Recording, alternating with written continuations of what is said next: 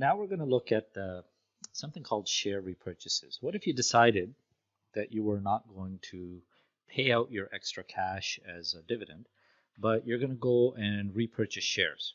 Now, you could look at other things as well, like maybe repaying debt, but repurchasing shares is a common option because it benefits the common shareholders.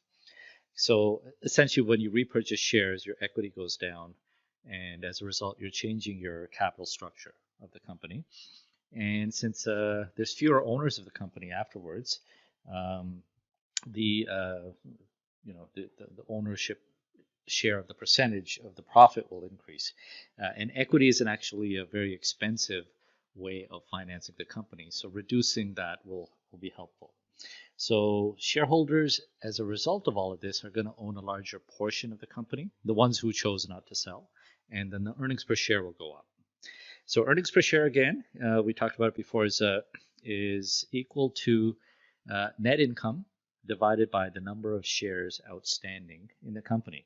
So it would be a way to think of it is if you owned one share of the company, how much income did you get this year for holding your share? And this number will give you that answer. So we're going to continue on with the same example that we did with Mooseman Industries on the dividend. And if you remember, the income for the company was $1.5 million, and they had 200,000 shares outstanding. So that works out to earnings per share of $7.50.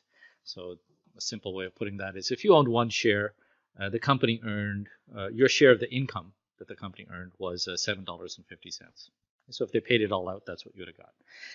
Now, in this case, they paid out a $5 dividend. So what's the earnings per share after the dividend payment? No change. Payment of a dividend doesn't change income or number of shares outstanding.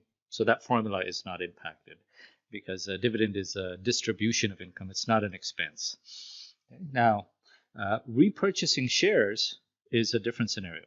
What if they use the $1 million that they paid out in cash as a dividend, and they decided to buy shares on the marketplace? Okay, so one of the benefits of that is it's completely voluntary. If you don't want to sell your shares, you don't. But for people who do want to sell their shares, this is an option for them to get cash and or sell part of their shares. They could sell it back to the company, and the company's using their cash in a productive manner. So how many could they buy? If the company spends $1 million to repurchase shares, and the shares are trading at $50 a share, that means you're going to get 20,000 shares that they can repurchase. Okay, so we start out with 200,000 shares outstanding, and we're going to buy 10% of them back, essentially.